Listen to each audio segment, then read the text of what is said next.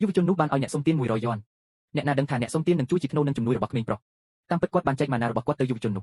បន្ទាប់មកប្រាប់ក្មេងប្រុសថាគាត់បានផ្លាស់ប្ដូរជីវិតរបស់គាត់ប្រឆាំងនឹងមេឃចាប់ពីពេលនេះទៅគាត់នឹងរត់ផ្លែព្រមសំណាងកាន់តែច្រើនសំណាងបន្ទាប់ពីនិយាយបែបនេះអ្នកសុំទានបានរត់គេចខ្លួន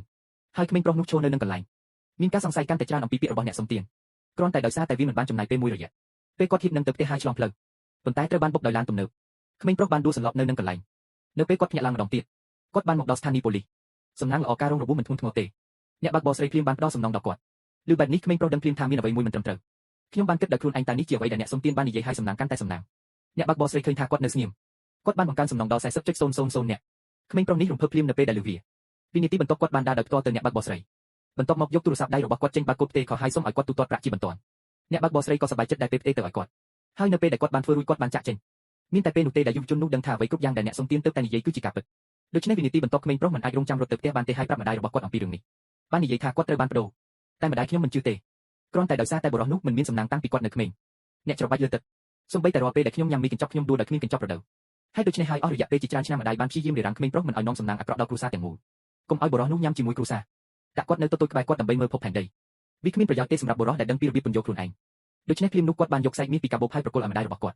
់ម្ដាយមើលវាហើយសួរគាត់ថាគាត់លួចវាពីណាតើអ្នកបានលុយពីណាប្រជាជនបងខ្ញុំកំពុងប្រាប់អ្នកថាខ្ញុំនឹងជួបគ្រោះថ្នាក់ចរាចរណ៍នៅពេលខ្ញុំត្រឡប់មកវិញនៅថ្ងៃនេះ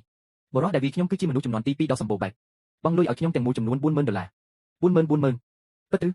របួសគឺនៅទីនេះបន្ទាប់ពីនិយាយបែបនេះក្មេងប្រុសបានបង្ហាញកំណត់ត្រាផ្ទេរទៅម្ដាយរបស់គាត់មានតែបន្ទាប់ពីម្ដាយបានអានវាបានធ្វើឲ្យនាងជឿពាក្យរបស់ក្មេងប្រុសហើយក្មេងប្រុសនោះបានផ្ដល់អាហារញ៉ាំជាមួយពួកគេភ្លាមម្ដាយបានយល់ព្រមនៅពេលនាងឃើញថាក្មេងប្រុសនោះពិតជាត្រូវបានប្ដូរបន្ទាប់មកសុំឲ្យគាត់ទៅចំហៀងហើយយកកៅអីទៅអ្នកណាដឹងវិនាទីបន្ទាប់ម្ដាយបានបង្ទូមនៅនឹងកន្លែងខ្ញុំមិនជឿថាខ្ញុំរវល់ពេញមួយថ្ងៃទីបំផុតខ្ញុំបានឃើញកូនស្រីនិងកូនប្រសារខ្ញុំត្រឡប់មកចំអិនម្ហូបតុឥឡូវនេះវាត្រូវបានវាយដំដោយផ្ទាល់ដោយបុរសនោះភ្លាមនោះគាត់បានស្ដីបន្ទោសក្មេងប្រុសនោះបន្ទាប់មកពួកគេនឹងទាត់គាត់ចេញឪពុកនៅចំហៀងបានឃើញរឿងនេះហើយជួយក្មេងប្រុសឲ្យឡើងយ៉ាងលឿនហើយបានអង្វរយុវជននោះកុំឲ្យមករកពួកគេគ្រប់ពេលក្មេងប្រុសនោះមិនចេះនិយាយបន្ទាប់ពីស្ដាប់បន្ទាប់មកម្ដាយបានព្យាយាមធ្វើឲ្យមនុស្សគ្រប់គ្នាឃ្លានគាត់ឲ្យមីកញ្ចប់ដល់មនុស្សគ្រប់គ្នាក៏បានផ្ដល់ឲ្យបុរសម្នាក់ដាក់ធុងមួយតើអ្នកណាដឹងថាពេលណាបុរសយកមីកញ្ចប់ដាច់ពីគ្នាហើយក៏លេចមើលប៉ុន្តែខ្ញុំបានរកឃើញថានៅតែមិនមានកញ្ចប់រដូវនៅក្នុងវាក្រុមគ្រួសារទាំងមូលសើចចំអកដាក់គាត់បាននិយាយថាសំណាងអាក្រក់របស់គាត់ត្រូវបានគេទោះយ៉ាងណាយុវជននោះនៅចាំពាក្យរបស់អ្នកសុំទាន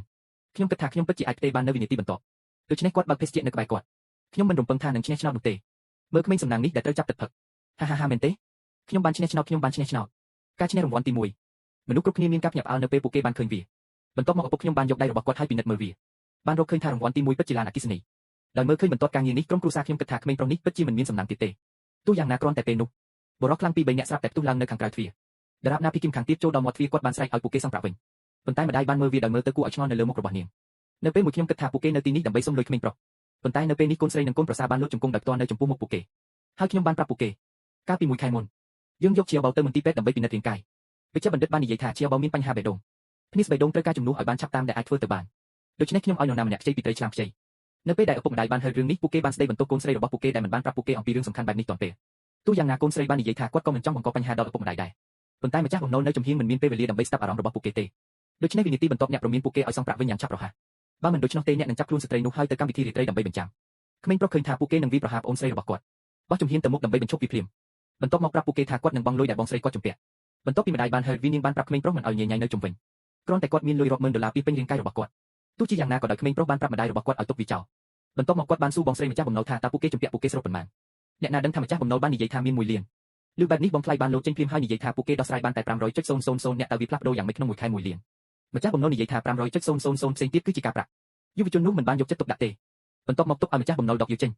ខ្ញុំនឹងសងប្រាក់វិញសម្រាប់អូនស្រីនិងប្អូនថ្លៃរបស់ខ្ញុំម្ចាស់បំណុលមើលឃើញក្មេងប្រុសមានទំនុកចិត្តខ្លាំងគាត់បានដកកិច្ចសន្យាប្រាក់កម្ចីដែលពួកគេបានចុះហត្ថលេខាបន្ទាប់មកសួរបុរសនោះថាតើគាត់មានគម្រោងសងប្រាក់យ៉ាងដូចម្តេចតើអ្នកណាដឹងថាប្រតិបត្តិការរបស់ក្មេងប្រុសនៅវិនាទីបន្ទាប់នឹងធ្វើឲ្យមនុស្សច្រឡំ